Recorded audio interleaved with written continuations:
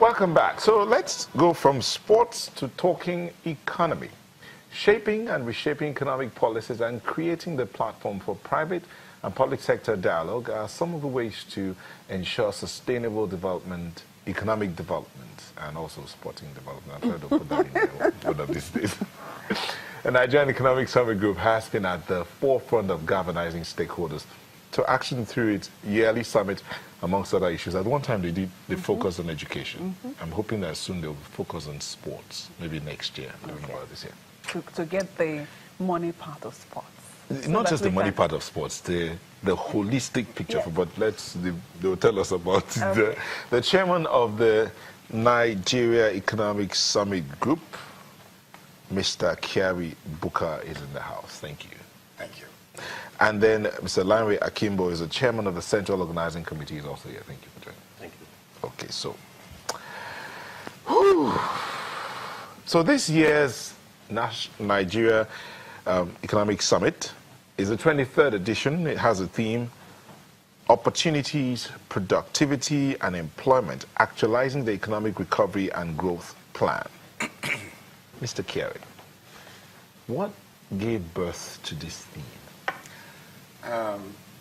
You can recollect that last year's summit, which was basically, we talked about what to do in terms of the recession and all of that. Now that we've kind of crept out of the recession, and the growth is so slow, snail-paced, I think when we have to look at and interrogate all elements of factors that would enhance and improve the growth trajectory of the Nigerian economy.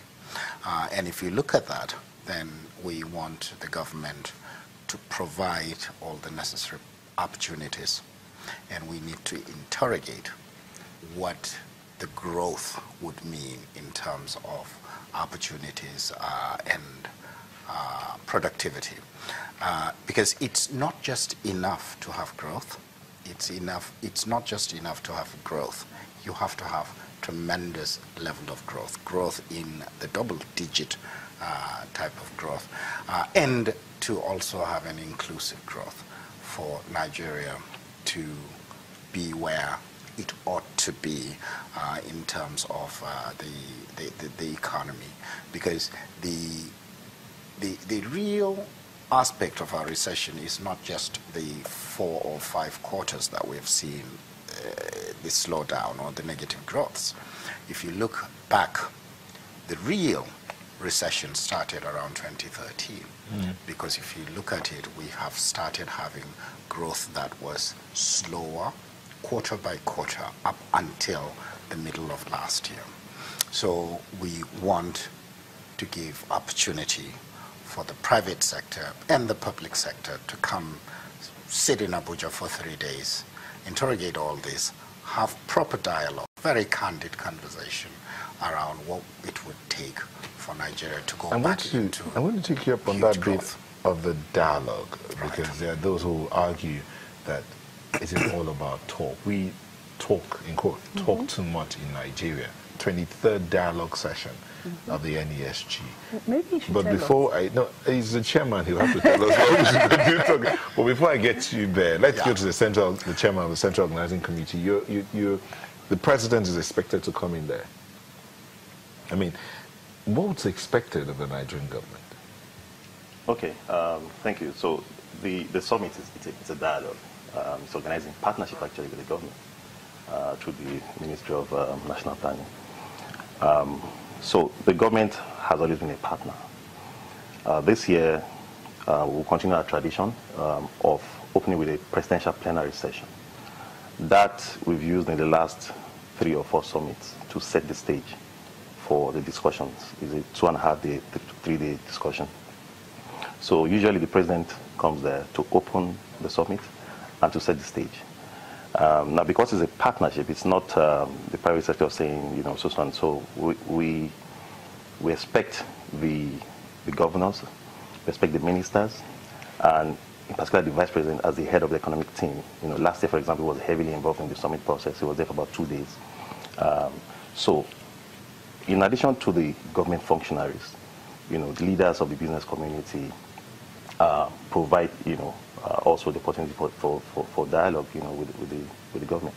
Now, very quickly, I just want to say something about, you talked about, the plans, that we've had always had. Yes, true, if there's something we don't like in Nigeria's plans, we've always had mission statements, vision statements, and so on. This year, so after the last year's summit, ended on a rather sober note, actually. We had visuals of Nigerians on the street expressing a lot of frustration, and justifiably so, And early this year, I believe the first quarter of this year, the federal government came up with the ERGP, Economic Recovery and Growth Plan.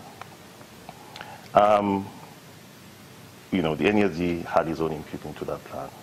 Like I said, we've never lacked plans. The issue has been about execution. We saw the plan, and we saw that here there are very specific measures.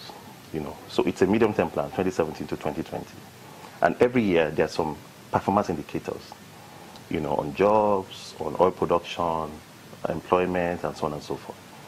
In a sense, the government has provided a marking scheme, for a short period of time, relatively short period of time, by which Nigerians can assess progress. So we saw that this was a good thing, and we wanted to use the opportunity of this summit to draw attention to the ERGP, the opportunities, particularly the priority sectors that the government is paying attention to, and then the execution imperatives, particularly as it relates to productivity and employment. Okay, Milton mentioned something about, dialogue and having seminars and, gathering people and talking. And the Next 21 talked about tough choices, achieving competitiveness, inclusive growth, and sustainability. The Next 22 talked about made in Nigeria. How much have we achieved from this summit? I think you would believe very strongly that since the last summit, there has been at least an inward look at the Nigerian economy by both the private sector as well as the public sector, in that there is this clamor for producing our own and consuming our own. I think one of the key things that one need to not discount Nigerian Economic Summit Group is the fact that right from the very first one, recommendations were always given to government. Now, the fact that government may not necessarily have taken all of those recommendations and implemented them is not the fault of NESG. However, NESG still stood by its recommendations, unless there is an alternative from government that says this is a better plan than what you guys are espousing. And because we believe so strongly in some of those recommendations, we continually make the call until it gets adopted. And the change that has happened in the last 3 to 5 years with the interaction between the federal government and NESG has been that not only do we make the recommendations, but we also chart out medium to long-term plan in terms of how it can be actualized. And that actually becomes kind of a guiding light or path that if we pursue, we believe very strongly that Nigeria will be better for it.